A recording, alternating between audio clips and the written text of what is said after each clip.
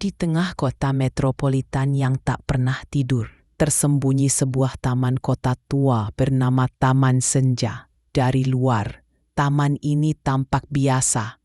Pohon-pohon rindang, bangku kayu yang mulai lapuk, patung anak kecil bermain layang-layang yang catnya mengelupas, dan lampu taman yang redup menyala setiap senja.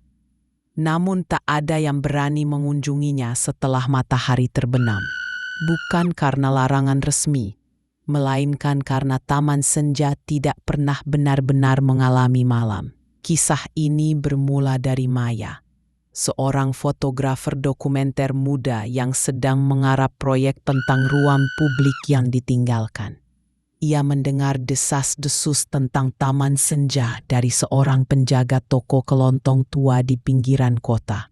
"Jangan pergi ke sana saat senja," katanya sambil menatap Maya dengan mata penuh ketakutan. "Di sana waktu berhenti, dan yang tinggal di dalamnya bukan manusia." Awalnya, Maya menganggap itu hanya mitos kota, dongeng yang dibesar-besarkan untuk menakut-nakuti remaja. Namun, rasa penasaran jurnalistiknya tak bisa diabaikan. Ia memutuskan menyelidiki sendiri. Pada suatu sore yang mendung, ia membawa kamera, tripod, dan perekam suara ke Taman Senja. Saat pertama kali memasuki taman, Maya merasa aneh. Udara terasa lebih dingin, meski suhu di luar masih hangat. Suara kota, klakson mobil, deru motor, bahkan kicau burung, seolah meredam begitu ia melewati gerbang besi berkarat bertuliskan Taman Senja, dibangun 1957. Di dalam, segalanya terasa terlalu tenang. Tak ada angin, tak ada serangga, bahkan daun-daun di pohon tak bergoyang. Maya mulai memotret patung anak kecil itu dengan senyum lebar yang kini terlihat menyeramkan menjadi subjek utamanya. Ia memperhatikan detail aneh. Mata patung itu mengikuti gerakannya. Meski jelas terbuat dari batu, ia mengabaikannya sebagai ilusi optik. Saat matahari mulai tenggelam, langit berubah jingga kemerahan. Maya menyiapkan tripod untuk memotret golden hour. Namun, sesuatu yang ganjil terjadi. Maya mencoba keluar, tapi setiap jalan yang ia tempuh membawanya kembali ke patung anak kecil itu. Taman itu berubah bentuk, seperti labirin hidup. Bangku-bangku kayu berpindah posisi sendiri. Pohon-pohon merapat, membentuk dinding hijau yang mengurungnya. Lalu ia mendengar suara tawa anak-anak. Bukan tawa riang, melainkan tawa yang datar, monoton, seperti rekaman lama yang diputar berulang. Maya berlari, napasnya tersengal, kameranya terguncang. Di kejauhan, ia melihat siluet anak-anak bermain layang-layang. Namun layang-layang mereka berwarna hitam pekat dan tali yang mereka pegang bukan benang, melainkan ra. Maya bersembunyi di balik semak. Ia melihat lebih dekat. Anak-anak itu tidak memiliki bayangan, dan wajah mereka meski tersenyum. Matanya kosong, hitam pekat seperti lubang tanpa dasar.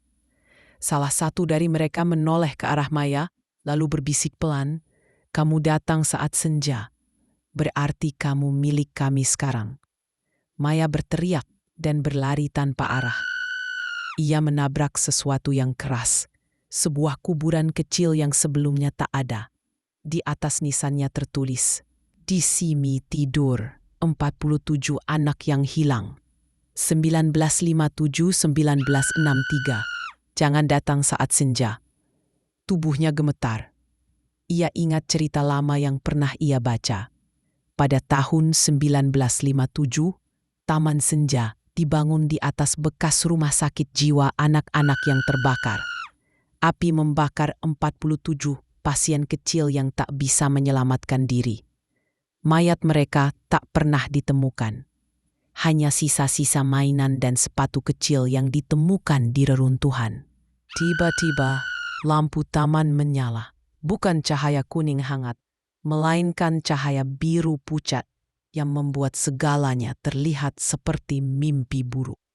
Maya melihat bayangannya sendiri di genangan air, tapi bayangannya tersenyum, sementara ia sendiri ketakutan. Bayangan itu bergerak sendiri.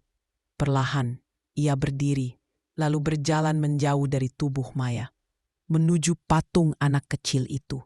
Maya mencoba berteriak, tapi suaranya lenyap. Ia merasa tubuhnya ditarik ke dalam tanah, seolah taman itu menelannya. Ia terbangun di bangku kayu, masih di taman senja. Matahari masih di posisi senja. Jam di ponselnya tetap 18.47.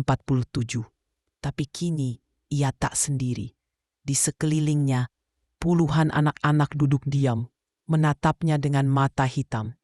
Salah satu dari mereka, perempuan berbaju putih compang-camping, menyerahkan sebuah layang-layang hitam kepadanya.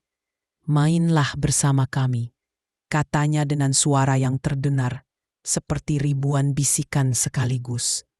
"Kamu tak bisa pergi, waktu di sini sudah mati." Maya mencoba menolak, tapi tangannya bergerak sendiri, mengambil tali layang-layang itu. Ia merasakan rambut manusia menyentuh kulitnya. Dingin, lengket, berbau anyir. Layang-layang itu terbang, menariknya perlahan ke langit senja yang tak pernah gelap. Beberapa hari kemudian, kamera Maya ditemukan di gerbang Taman Senja oleh seorang petugas kebersihan. Memori kartunya masih utuh. Foto terakhir menunjukkan wajah Maya yang memudar, tersenyum kosong, berdiri di antara anak-anak tanpa bayangan. Semuanya menghadap kamera, tangan mereka terulur seolah mengajak penonton masuk. Sejak itu, tak ada yang berani mendekati Taman Senja saat senja. Namun pada jam 18.47 setiap hari, lampu taman menyala biru dan suara tawa anak-anak terdengar dari balik gerbang tertutup. Kadang, jika seseorang cukup bodoh untuk mengintip melalui celah pagar, ia akan melihat Maya, kini bagian dari mereka, berdiri di samping patung, memegang layang-layang hitam, menunggu korban berikutnya yang datang saat senja. Karena Taman Senja bukan tempat untuk bermain, ia adalah penjara waktu bagi jiwa-jiwa yang tak pernah diizinkan pergi. Dan senja hanyalah jebakan untuk menangkap yang masih hidup.